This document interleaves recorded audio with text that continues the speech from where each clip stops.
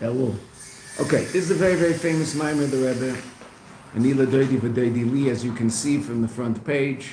It was the edited mimer that we got on Rosh Chodesh Elul Tav Shin Nun, which means it's in, and you won't be able to see in this book because the cover is off, so it's not going to help. It's in melukat dalet.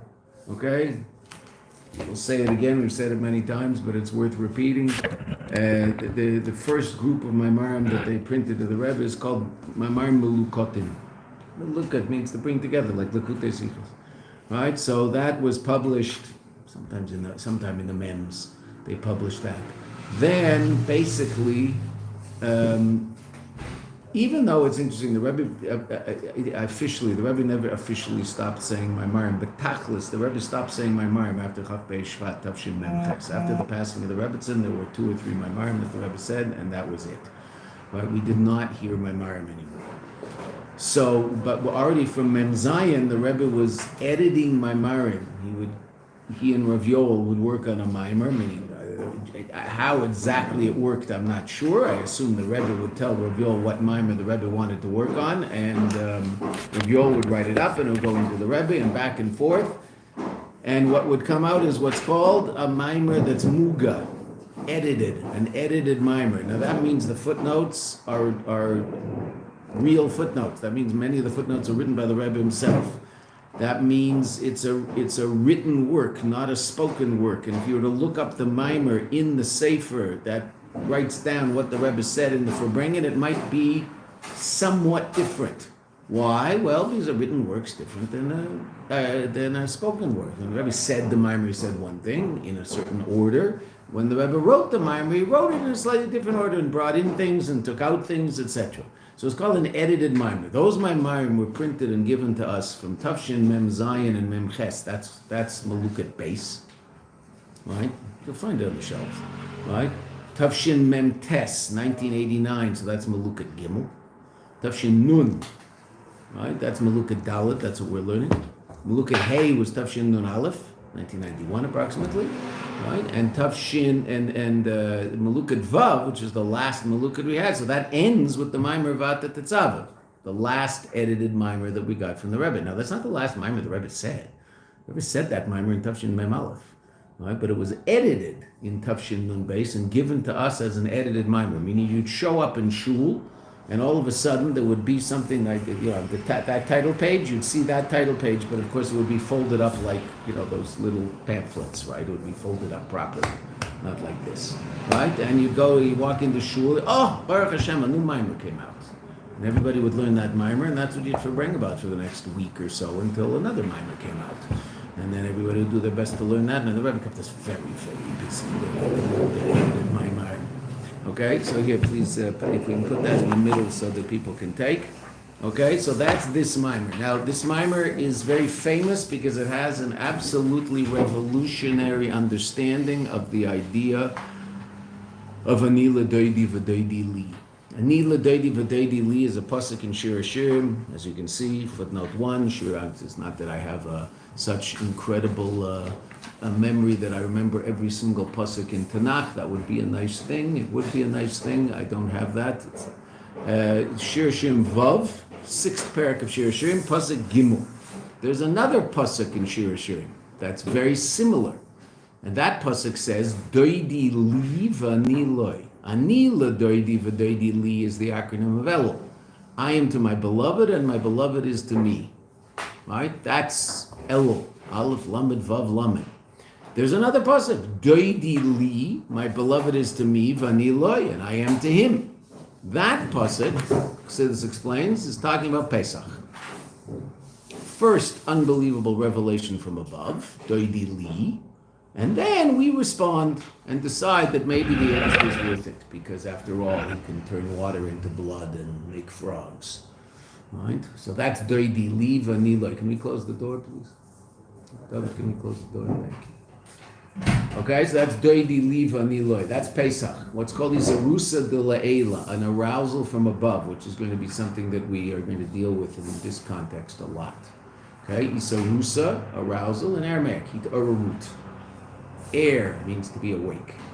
Right? Lahit orer means to wake up. Laha'ir means to wake up someone else.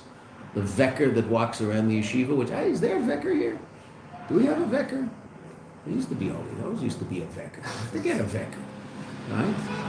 Remember Velvel? Velvel Fishman, Yeshua, big tall guy from Vermont. Okay, Velvel was the vecker. Can you imagine a softer, calmer Velvel? I mean, he was like the softest, calmest person in the world. He used to wake everybody up, and I think they got up just because Velvel was so nice and they didn't want to disappoint him or something. I don't know. You need a vecker, right? So a vecker vecks people up. He knocks on the door. He's a vecker. So laha'ir means to wake other people up. Okay, hitarurut is an arousal, an awakening. There's hisarurus milamayla, from above. It's when a Kadosh Baruch Hu does certain things that arouse in us a desire to connect to Him. And there's also hisarurus milamata, hisarusa de latata. Same thing in Aramaic. An arousal from below. What's that? That's when you and I take a step towards the Kadosh Baruch Hu on our own impetus. Okay? Ultimately, that's tshuva. Ultimately, that should be Elul. That's why Elul starts a ledodi. First, a ledodi. Elul is all about our approaching Kadosh Baruch Hu, and then v'doidi li. But it's going to be much deeper and more sophisticated than that once the Rebbe finishes. And this mimer is absolutely revolutionary in the explanation of a ledodi v'doidi li. It gives a completely different explanation of it than you'll find just about anywhere else. Famous for that. Ani ledodi v'doidi li Rashi Tevis Elul. It's an acronym for Elul. One of the 5 acronyms for Elul. Umavur belakutei Torah.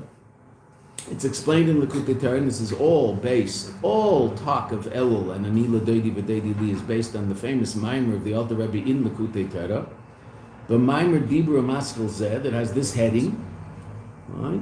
Hashaychus the Elul Ani ledodi v'doidi li. What is the relevance of Elul to Ani ledodi v'doidi li? Rashi Tevis, right? Which people get very excited about. Gematrias and Rashi Tevis. People, for whatever reason, always start to leak air when they hear a gematria or Rashi Tevis. They go pshh. They're quite understood why that's the response to these things, right? But they don't mean anything. They're what's called what level of what's called exegesis. 4 different levels of exegesis. That's a fancy word. I should probably put on my gartel when I say it. But exegesis, right? Biblical understanding, right? There's 4 different levels of understanding the Torah. What are they? Pshat, remez. What does remez mean? Hint. Drush, allegorical meaning, and soid. Now, really, drush, according to Rashi, means non-contextual. According to Rashi, the difference between pshat and drush is context or non-context. Pshat is context, drush is non-context, meaning a pasuk might have a word, and that word seems to harken back to Avram Avinu, and even though the pasuk is talking about Moshe Rabbeinu, really we learn something about Avram Avinu from that pasuk. Well, that's not the context of the pasuk. It's talking about Moshe Rabbeinu. It's talking about Am Yisrael in the desert. Seder. Teaching me something about Avram Avinu. Why? Because there's a word in the pasuk that harkens back to Avram Avinu. Okay, so that's not contextual. So that's not what Rashi will call pshat.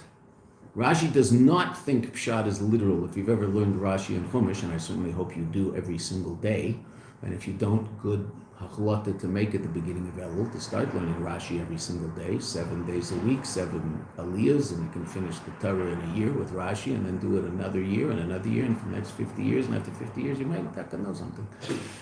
So Rashi holds that pshat is not literal understanding at all. Anybody who's ever learned Rashi knows that. He's anything but literal. Pshat, according to Rashi, is contextual understanding of the Torah. And where does he get his information? Medrash. 95% of Rashi is a direct quote from Medrashi Chazal. Gemara's, Medrash Rabbah, Pirkei de Rabbi Eliezer, Tanhuma, Sifri, Sifra, Mechilta, all the different Medrashim of Chazal. Same people wrote the Gemara, Mishnah and Gemara, right? Their authoritative information is what constitutes the information that you see written under the Torah under the name called Rashi, right? Why does Rashi quote Medrash? If you think Medrash would be drush, not pshat, so Rashi's position is, and he's alone in this. Everybody else disagrees with Rashi, but it doesn't matter because Rashi's Rashi, right? The Ramban disagrees, the Rashbam disagrees, the Sforno disagrees. They all say pshat in a different way, right? But Rashi says pshat is taking the authentic and authoritative information that's in Chazal and putting it under the Torah such that it explains the Torah in context. That's Rashi's pshat on Torah. That's why you can't learn Rashi without Makaros. You have to have the sources, or else you can't understand what Rashi is doing, because when you learn Rashi with sources, you have an amazing time noticing that, wow, there are 3 medrashim that say something similar. Why did Rashi pick this one and not those 2? Or there'll be 3 different positions in the same medrash, and Rashi will pick the middle one. Or Rashi will pick half of the first one and half of the second one. The first half of the first one and the second half of the second shot in the medrash. Why do you do that? Well, that's why there are over 140 super commentaries on Rashi's pshat in the Torah, right? Serious super commentaries, not, translations into Portuguese and English and Swedish, right? The serious commentaries on Rashi, written by serious people who, if they walked in the room, we'd all stand up. Right? Because, Rashi's downtown Judaism. So, what would you call Rosh Tevos? We forgot one more, Soid, which is the mystical understanding of the Torah, Kabbalah. Chassidus is not Soid. Chassidus, the Rebbe explains in Yinan Shel Torah, Chassidus is the pnimius of all 5 levels. It's all 4 levels. It's the 5th level. It's the pnimius of the pshat, of the drush, of the remez, and the Soid. It's atzmos. It's the etzem level. Okay, so where would you put Rosh Tevos? Acronyms, gematrias. Where would you put them? What do they do? Contextualize. Acronym. It just makes it shorter. Okay, so are they pshat, remez, drash, or soid? Remez. It's a hint. What's it hinting to? Well, I don't know. I have to figure it out. That's why I never understand why people go psh when they hear a gematria, because they haven't heard anything yet. Right? You then have to explain why it is that the word Nachash has the same gematria as the word Mashiach. Psh. Nachash is gematria Mashiach. Psh. Why is Nachash gematria Mashiach? That's pretty interesting, right? Well, it's pretty simple, so isn't it, right? The Nachash, which was the means by which HaKadosh Baruch Hu destroyed the perfect world that he created, in the context of creating, it happened on the 6th day of creation, right? Nachash Kadmaini, the whole story of the Nachash and Chava and Adam is not history of the world, it's part of the creation of the world, because it happened on the 6th day. The Eibishter created a perfect world and then destroyed it. So the world at the end of the 6 days is the world that the Eibishter wanted, and that's the world that is not the perfect world that was created in Gan Eden. He didn't want that one. He wants that one, but who's going to bring about that one? What's his name? Oh, Mashiach. So what's Mashiach undoing? But the Nachash did. There you go. Okay, so now I might understand why Mashiach and Nachash have the same gematria, that there's a very powerful connection. On the simplest level imaginable, there's a very powerful connection between them. There's different levels also, but on the simplest level. So that's what a gematria is, and that's what Rosh Tevos are. Rosh Tevos is simply pointing out something that these 2 things have something in common. But what is it? Oh, I have to figure that out. So what is it that Elul has in common with the pasuk Ani ledodi v'dodi li? That I don't know yet. But I do know they have something in common. And what is that? So the Rebbe explains. And this is all the Alter Rebbe. So the Rebbe's Maimarim are always based on, Kimat, always based on the Maimarim of the previous Rebbeim. Is there another copy around somewhere? Okay. Ki be'elul isarusa de latata, because Elul is arousal from below. And I said we're going to see that. Ani ledodi. That's Elul. Uber Rosh Hashanah v'Yom Kippur. Hi hamshocha milamayla. That's when there is a drawing down of godliness from above. Milamayla lamata, from above below. And that's called, as we mentioned earlier, Isarusa de la'ela. Now we have it in front of us so we can remember it. Isarusa de la'ela, arousal from above. Meaning HaKadosh Baruch Hu is initiating the relationship, or HaKadosh Baruch Hu is inspiring you and me with a certain revelation of godliness that's changing the way I feel temporarily. As long as that revelation is around, I'll feel more connected, but once that revelation leaves, I might not continue to feel that connected. Why? Because it hasn't come from me, it's come from above. Inspiration. Which is wonderful. but doesn't ever change anybody. The only thing that changes anybody is work from below. A person can be very inspired one day to quit smoking. Extremely inspired. He's still a cigarette smoker. There's absolutely no difference whatsoever between who he was 5 minutes ago and who he was now after he saw this video that explained to him what cigarette smoke does. Okay, so now he's very inspired to quit. Now what does he have to do? He's Sarusa de Latata. Now he has to do the hard work from below to turn himself into a non-cigarette smoker. Right? Two completely different levels of reality. Inspiration's great. Right? It's wonderful. But inspiration has to be invested into a change in behavior. That inspiration will hopefully bring about what you and I call a hachlata taiva, some sort of positive resolution, and I'll decide that I'm going to change certain aspects of my behavior based on this inspiration. Then I'm going to make this inspiration last. I won't be inspired next week, but I'll still be behaving the way that inspiration caused me to behave. Right? That's Rosh Hashanah Yom Kippur is this time when every Jew that has any conscious awareness of their Jewishness expresses it more powerfully that day, those days, than any other days of the year. If they never go to synagogue, then they go to synagogue. Right? They never fast, they'll fast on Yom Kippur. Right? If they do go to shul every single day, their davening on Rosh Hashanah Yom Kippur will be completely different than their davening every day. Right? Their conversation on Rosh Hashanah Yom Kippur will be completely different. Someone will bring up some subject on Rosh Hashanah that doesn't have anything to do with God, and they're like, it's Rosh Hashanah. What are you talking about? Right? On a Tuesday, Seder. Right? Rosh Hashanah? Yes. Now that's of course suspended when the World Series is on Yom Kippur, but I mean other than that, it's, if Sandy Koufax isn't pitching on Yom Kippur, so then you have to talk about that on Yom Kippur, but that's already Jewish. Okay, right. Rosh Hashanah Yom Kippur is in a revelation from above where you and I feel different, and if we don't, we wonder what's wrong with us.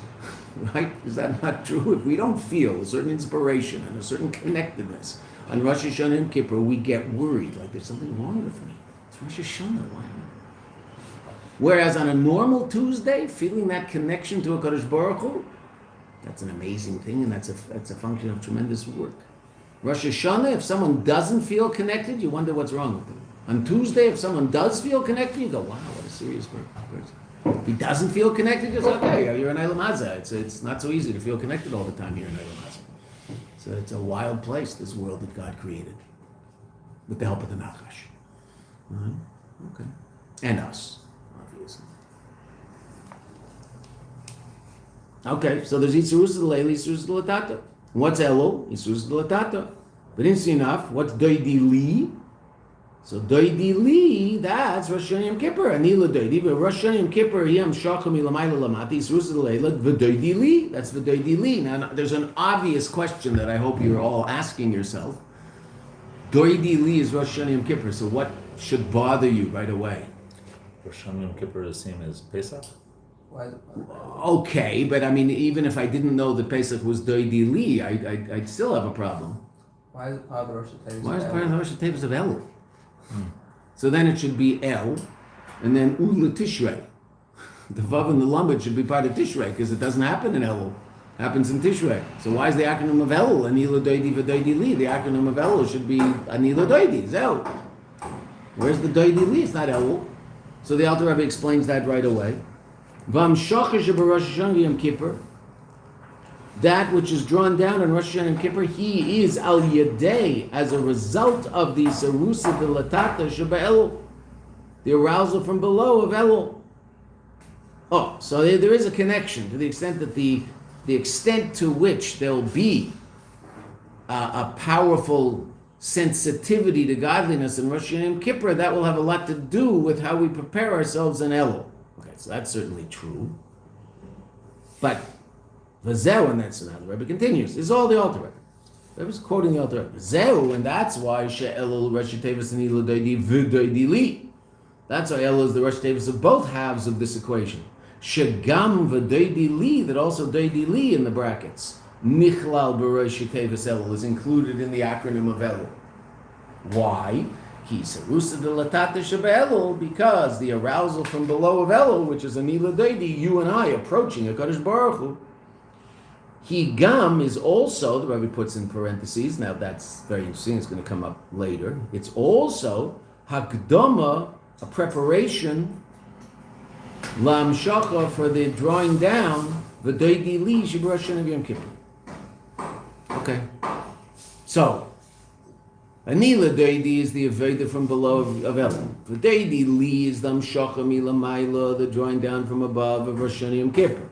Why is V'deidi li at this point part of the acronym of Anila Deidi, V'deidi li? It's all Elul because the V'deidi li is dependent on our Aveda and Elul. Now that doesn't mean that there's no V'deidi li if there's no Elul. Most people who learn in this yeshiva are what the world calls Balei Tshuva. Most people, okay. The Rebbe refers to that creature as late beginners. Right? Okay? Most people are late beginners. Had you ever heard of the month of Elul before you got from? Did you know there was such a thing, B'chla? No one know Elul? Ever heard of Elul? Tishrei, everybody heard of it. And you might not have heard it as Tishrei. You knew it was Rosh Hashanah and Yom Kippur, the high holy days, right? There was the high holy days. Okay, so everybody knew about the high holy days. You had to be like out in left field, not to go to shul with your parents on the high holy days. Right? Braid your father's talis to try to keep yourself from going crazy. Right? Okay. Of course, there's also to do, but I mean, no big deal. You drove there anyway. So, we didn't park in the shul parking lot. It was full. There's no parking. Okay, so everybody goes. Anybody with any Jewish sensitivity whatsoever goes to shul on Rosh Hashanah and Yom Kippur, and you'll think this is some new sociological reality. Not true. Chazal defines someone who's completely ois Yiddishkeit as someone who doesn't fast on Yom Kippur, which is exactly the same today, right? Everybody fasts on Yom Kippur. Anybody who has any Jewish sensitivity, whatever. Now, they might break the fast at 3 in the afternoon because they have a headache. Okay, but everybody fasts on Yom Kippur. It's like, who doesn't fast on Yom Kippur? Only people are so out in left field that they're like not part of what's going on. Everybody fasts on Yom Kippur. Right? Even now. Okay. The fact? Why? People feel Jewish on Yom Kippur. Why? Because God's making them feel Jewish. There's a revelation from above. There's a whole new cosmic reality that is different than your average day, and it affects anybody who has even the smallest antenna imaginable. If you have no antenna whatsoever, so then you don't feel a thing. But if there's an antenna this big, it'll pick up something. If there's an antenna this big, it'll pick up a lot. Well, what's Elul? You're trying to stretch your antenna out so you'll be a little more sensitive to what's going on in Rosh Hashanah Yom Kippur. Because the Eibush is real. And he's really revealing himself. And if you wondered, well, why doesn't God reveal himself in Eilam Hazeh? Hello, Rosh Hashanah Yom Kippur. Never been there? Well, no, but I want him to smash me in the face. He doesn't do that. Sometimes he does. But he does it in different ways. Most of the time, when we experience God doing something, excuse the crass language of smashing us in the face, but most of the time when God does that, it's negative. Most of the time it's something negative and disastrous. Unfortunately. Mm-hmm. And all the good stuff is much more subtle. You have to be aware of it. That's why people kvetch a lot, as opposed to think a lot. It's what to kvetch about. It's also what to think about. Rabbi said we should thank the Eibush of every breath we take. Absolutely, 100%. That's desensitized to the miracle. That's absolutely. It starts to everything, 100%. But that takes hard work. That's easier in Rosh Hashanah and Yom Kippur. That's what Isus Leila is, 100%. So the Isus Leila is dependent to the extent that a person experiences a revelation in Rosh Hashanah and Yom Kippur. That's going to obviously have something to do with the Aveda that they did in Elul, preparing themselves for that. Isus Letata is also Hakdama for the Hamshacha of the Deidili Rosh Hashanah Yom Kippur. But Sarach Bira, now we have to understand. The fact that these letters, Vav Lamed, Rashi Tevis V'doidi Li, Hem Mitevis Elul Atzma. This is all the Alter Rebbe talks about this. They are from the word Elul Atzma itself, Mashma, that seems to indicate, Shechodesh Elul Hu Lo Rak Hakdama L'V'doidi Li. Chodesh Elul is not only preparation for V'doidi Li, Elul Shebechodesh Elul Gam Inyan de V'doidi Li. There must be some expression of V'doidi Li in Elul itself. Fine. Okay, so we answered our first question basically. And our question was, why is it if the acronym of Ani ledodi v'doidi li describes Elul, and we said v'doidi li is the revelation from above, Rosh Hashanah and Kippur, so then why is it part of the acronym of Elul? And our first answer was that because Elul is the preparation for the v'doidi li of Rosh Hashanah and Kippur. But then the Rebbe says, and again, this is the Alter Rebbe, the Rebbe says that there must be some expression of v'doidi li in Elul itself, because after all, it is part of the acronym of Elul itself. Yeah? Okay. Weiter. Sorry, Mamshich b'Maimer. He continues in the Maimer. Words that you'll see very, very often when you learn edited Maimer of the Rebbe.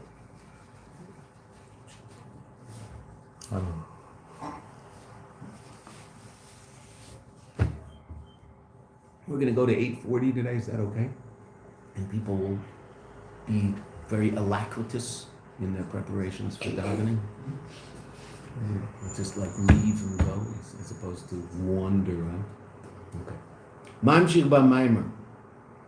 Shebe'elul zman yud gid misarachmin. El is the time of the revelation of the 13 attributes of mercy, which will no longer be called the 13 attributes of mercy. They will be called the Yud Gimel Midas Rachamim, which is their real name. What are the Yud Gimel Midas Rachamim? I mean, I don't expect a long expose about, in general, what are the Yud Gimel Midas Rachamim? What are these 13 attributes of mercy? Where do they come from? Where did we hear about them?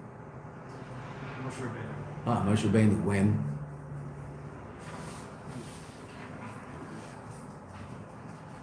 After Chet Egel, Moshe Rabbeinu was trying to bring about a kaparda for the Jewish people. And what does the Kadosh Baruch Hu teach him? The sword of tshuva, the secret of tshuva.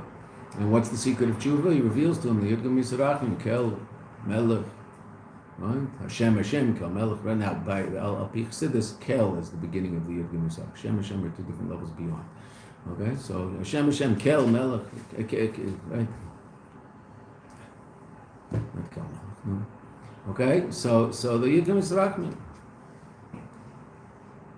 that we say in davening every day in Tachnun. We before Tachnun we say Viduis. Yud Gimel Misarachim. Dagam shebe'elul, and even though Elul hu ani ledodi, Elul is really all about ani ledodi, Sirusa delatata, mikol makim, nevertheless, Aisarusa delatata shel Adam, the arousal from below of the person, ubefrat, particularly kishu rachik melukus, especially when he's far from the Eibishter, and that means Elul affects everybody, as we're going to see. Not just the person who's sensitive to elokus, but even the person who's lacking that sensitivity. Hu al yedei yisarus and asinus koyach milamayla. It's a result of al yedei. It's through and the result of. Now the Rebbe uses this word yisarus, which is very interesting because the Rebbe is going to not use that word until much later in the Maimer. Okay, so it's here. We're going to notice that it's here. We're puzzled by the fact that it's here, based on what we're going to read in the next 5 lines. But okay, it's here. We'll understand that pages later. But let's focus on the next words the Rebbe uses. Unasinas koyach, an empowerment from above. So the Yud Gimel Midas Rachamim are a hisarus, an arousal, but we are soon going to say that they're not an arousal, and we're going to wonder why the Rebbe put the word here, okay? Fine. We will know why the Rebbe put the word here much later in the Maimer. But for now, don't worry about that word. The words that you're going to focus on, and it's last night Rabbi Shem Tov's son came to the table to say hello to us, and he asked his father, does he have any good mashal for the fact that Elul is an asinus koyach? So Rabbi Shem Tov said, well, here ask Rabbi Kaplan, he teaches Chassidus. So we talked about it, because that's what everybody understands. Elul is an asinus koyach. That's the next 2 words. What's an asinus koyach? Literally, netinat. What's the root of that word? There's a word there that you know, everybody knows. Latate, to give, right? No tame. Koyach, power, a giving of power. In English we say empowerment. Right? How do you say that in Swedish, Dalet? To give power to something. There you go. So if you didn't understand it in English, now you understand it. Okay? Say them. Well, Yadei Yis'erus and Asinus Koyach Milamayla. Okay, now we're going to take the word Yis'erus out of that sentence because we don't understand it. Because our whole point is going to be that it's not a Yis'erus from above, it's not an arousal from above, because after all, an arousal from above is not an ledodi. That's ledodi li. Right? And what we're trying to explain is why is Elul all about an ledodi. So take that word out temporarily. Now, obviously, the Rebbe put it there for a reason. Again, third time. That reason will become clear later in the mind. You show up every day, you'll understand it. You don't? I don't know how you're going to sleep at night. Because you'll be bothered by this. An arousal and empowerment from above. Now, what's an empowerment? Let's see. Actually, his question is, what's the difference between Yis'erus and empowerment? That was his question. Rabbi Yishim's son. V'gilui, let's read to the end of the paragraph. V'gilui yudgim misarachmim shebe'elu. The revelation of the yudgim misarachmim shebe'elu, which starts when? When would that revelation start? Elul, right? Aleph Elul, Lamed Av, I don't know. Right? It's an interesting question. Right, I understand. The 30th day of Av is the first day of Rosh Chodesh Elul. Is there already Yis'erus of Yudgim Yisrachim? Interesting question. Don't know. Right? Don't know.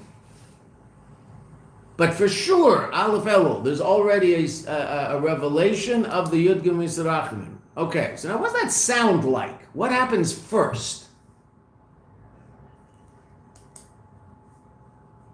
Have I done anything yet?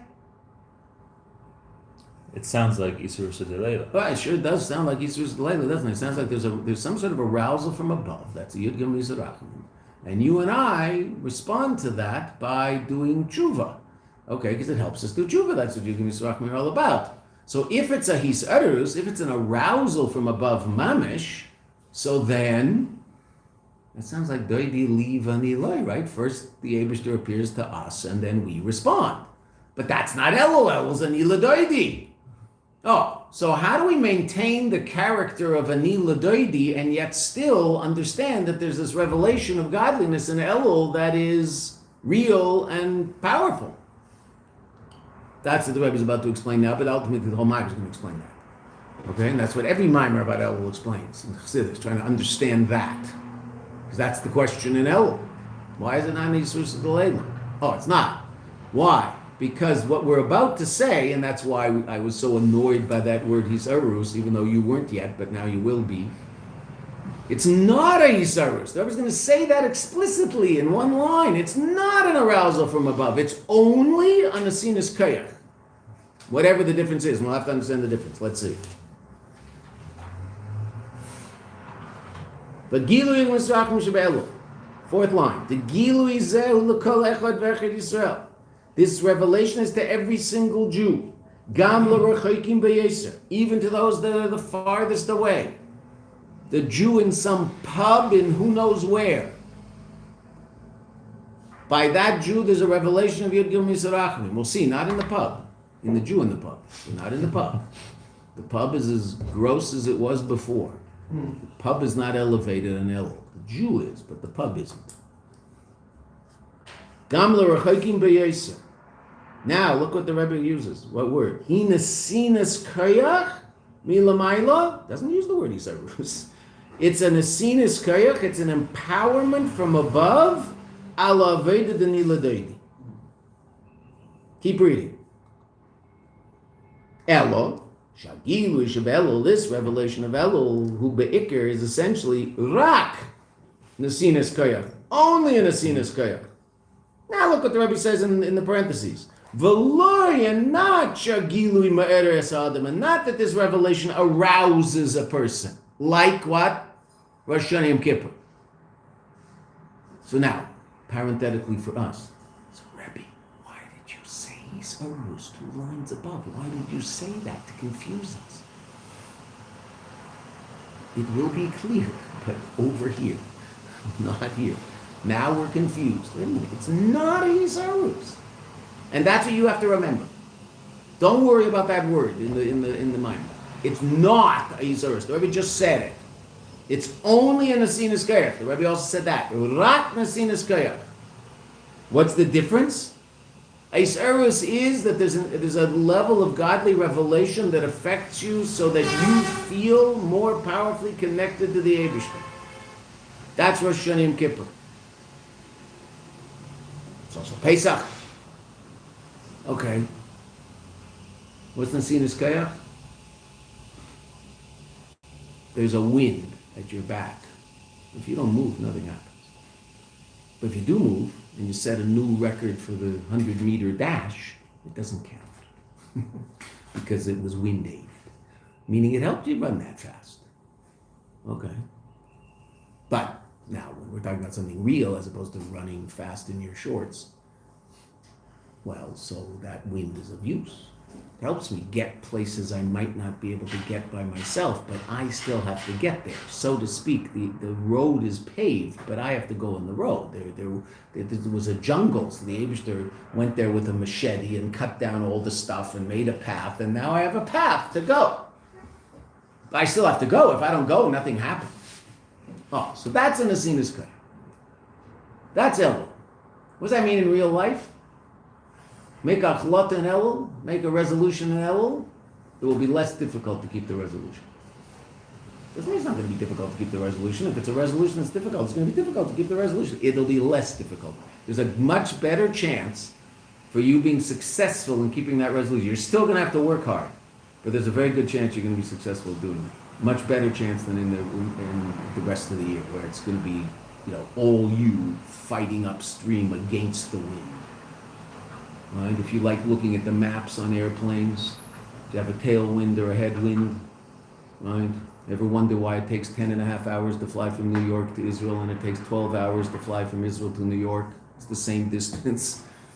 The winds blow towards the east, which means when you're flying from Israel to New York, you are flying into a 50 or 60 mile an hour breeze up there, okay?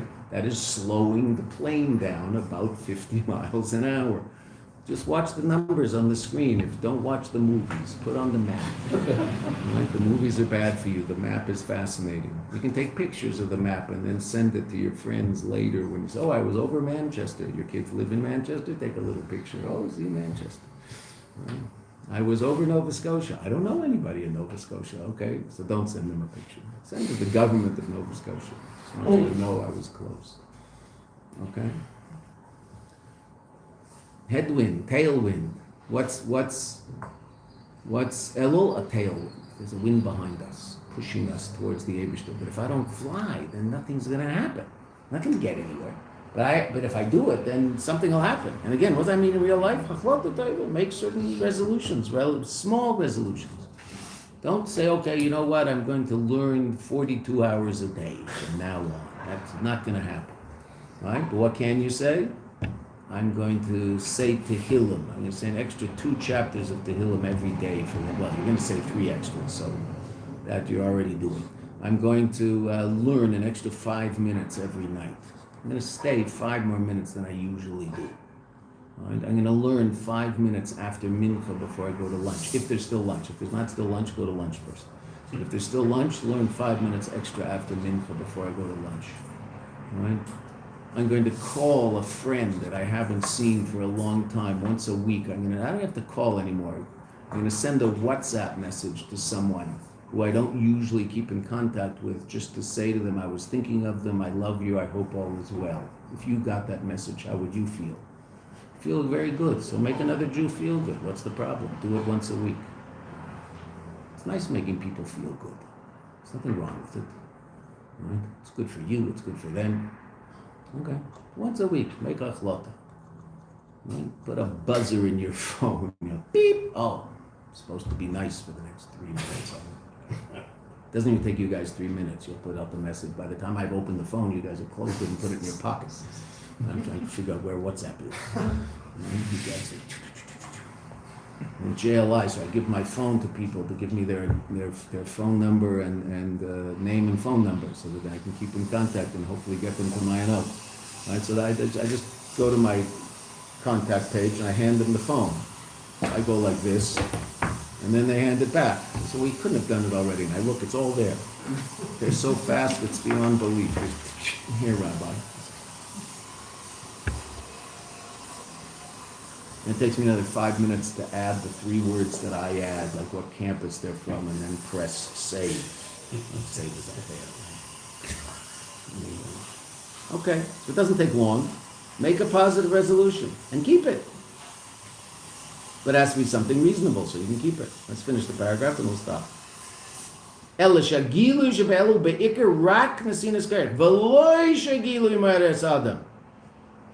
Therefore, v'aveda atzma ba mi'adam, and the avodah itself comes from a person. Ani ledodi, v'zu yamayla shebe'el l'gabi says you made tshuva. Now the Rabbi says something very, very amazing, and this is the advantage of Elul over the 10 days of tshuva from Rosh Hashanah and Yom Kippur.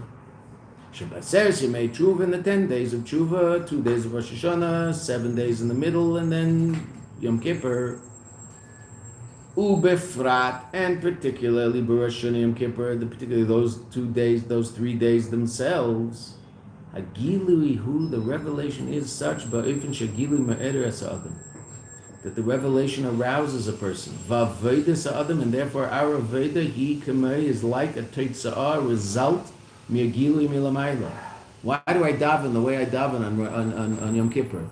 Because I've become such a serious davener? No. Because it's Yom Kippur. Because watch me marry Yom Kippur. Right? It's always send someone up to the Yom Daven so fast you can't keep up. And you wait, Yom Kippur, I just want to say the words once more. Right? Everybody's like got those rugalach already. They're chewing the rugalach by the time they say v'hudachum. Right? Okay. That same person, how they daven Ne'ilah. They had nowhere to go. Slowly, calmly. Ne'ilah is the most amazing hour of the year. It's all coming from above. Oh, so what's the maila of Elul? The ikar inya. Maila the Vedis Adam. And the essential expression and the loftiness and the advantage of Aveda Sa'adam, Aveda B'keach Atzmei, Aveda with his own Kayach, Ani ledodi, I am to my beloved, you and I doing what the Eibishter wants from us, Ubelu. That's it. And quickly, because it's late. 2 directions in our relationship with the Kadosh Baruch Hu, as we've seen, arousal from below, arousal from above, arousal from below. Each has their advantage, obviously. The advantage of the arousal from above, it's unlimited. It's the Eibishter, and he's unlimited. Right? The arousal from below is very, very limited. My Aved is limited because I'm limited. My intellectual understanding is limited. My emotional state is, my emotional character is limited. Okay? So my Aved is limited. True. So there's a great advantage to the arousal from above. No question. There's also a great advantage to the arousal from below. Because something that I do affects me forever, changes me. Arousal from above doesn't change me. So it's called a makif. It encompasses me, but it doesn't penetrate into me. Now, I might bring it into me. That's a separate issue. That's a very different below. That's you and I reacting to it. In the context of Pesach, so that's Sfir Seimer, right? There's this incredible revelation from above. But what do you and I have to do? After all of those miracles of Pesach, right? The 15th of Nisan, right? The culmination of 10 Makkos, unbelievable revelation of God. What level were the Jews at that point on the 15th of Nisan? 49th level of Tumah. Lowest level imaginable. Where were they 10 months before the Makkos started? 49th level of Tumah. They didn't move an inch. Did they change? Well, yes and no. What changed? Their desire to change changed. Now they want to change. Now they realize what truth is. But have they changed yet? No. They're still stuck in the 49th level of Tumah. But they want to get out of there. What do they do for the next 49 days? They extract themselves from that place, and now they're ready for Matan Torah. Why didn't they get the Torah the next day? They weren't ready for the Torah the next day. Why? All this incredible revelation from above. They're still in exactly. It's hard to imagine. They're in exactly the same place. Nothing changed, except something very, very important. They want to change. They're now ready to do the hard work that's going to take them from the 49th level of Tuma to a place where in 49 days they're going to be ready to stand at the bottom of Har Sinai and accept the Torah and have the most powerful revelation imaginable. But that's all going to be Surah Sembra. That's all them doing that. Wow. Because all of those revelations, everybody's so into inspiration. In Yerushalayim, we call them ore junkies. They're hooked on ore. Where do you get a lot of ore? Not that you shouldn't go there, but a lot of people are hooked on the kotel. They get spiritual highs from the kotel. So that's nice. That's good. So if a person gets a spiritual high from the kotel, go to the kotel. And then realize that as you're walking away, now the work starts, because nothing happened there. Only an arousal to do the hard work that you're going to have to do as you're walking away. You think it's done now because I felt like I was in seventh heaven, literally, as I'm standing by the Kaisel? Weaving back and forth. Right? Nothing happened. Nothing happened. That doesn't mean it's not good. It's amazing. Pesach was amazing, right? But nothing happened yet. It all has to come from below. And that's Elul. Rosh Hashanah Yom Kippur, it's the present the Eibishter gives us if we work hard in Elul. Rosh Hashanah Yom Kippur will be a completely different experience. It's hard work. Jews have a love-hate relationship. Religious Jews have a love-hate, if they're honest, have a love-hate relationship with Rosh Hashanah and Yom Kippur. On one hand, we love it. It's unbelievable. It's the most uplifting, incredible, godly days of the year, and it's amazing. On the other hand, we're all looking at our watch wondering, when is this going to end? Because this is really hard work. This is like hard. So when's the fast over? Right? Wait a minute. Don't you know where you are on Yom Kippur? You're in Kodesh HaKodashim with the Eibush. I know. It's amazing. It's incredible. But I'm also hungry. It's a funny place. Because we're funny people. L'chaim.